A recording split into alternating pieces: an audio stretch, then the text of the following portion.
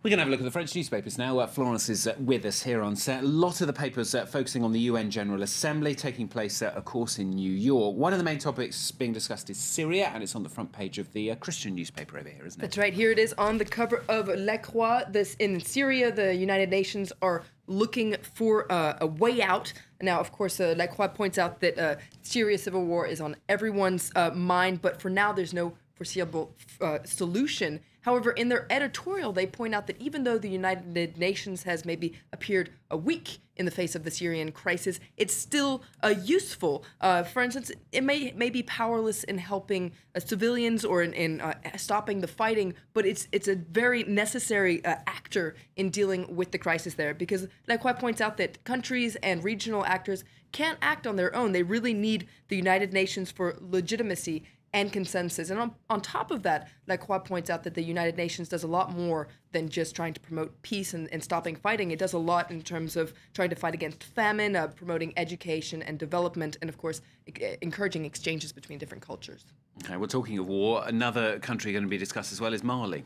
That's right. Now, L'Humanité has a special report in Bamako where the paper says that it takes the pulse of the situation there. And it says that many people there wonder if Mali is the forgotten country. Now, of course, Islamists are controlling the north of the country where they're imposing Sharia law, and many people have now fled to the south where there's rampant misery and poverty. Now, according to L'Humanité, the whole population is waiting for a solution, but for now there's no visible way out. Now, Le Parisien points out that French President François Hollande is ready to take action in Mali. Now, this would be to support a military intervention in Mali against the terrorist group Al-Qaeda in the Islamic Maghreb, which is holding 6 French hostages. Now, this intervention would be led by African countries. France would just be there for logistic support and intelligence. And this situation in Mali is going to be at the heart of Hollande's address to the General Assembly this afternoon. Yeah, that's getting a lot of coverage in the papers as well, isn't it? His first address. First address as president, first time since she was elected. Now, Le Figaro has this on the cover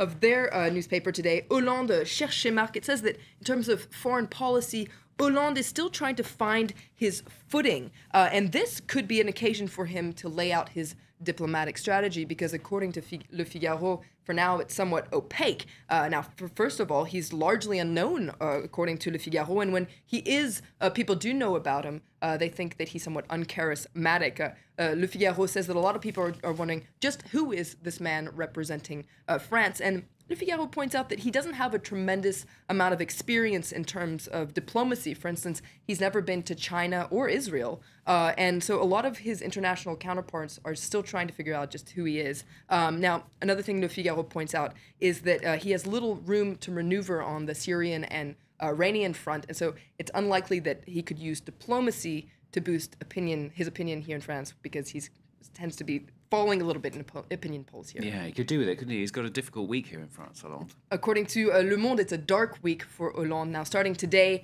one of a major pharmaceutical company here, Sanofi, is going to put in place a redundancy plan, the first of many here in France.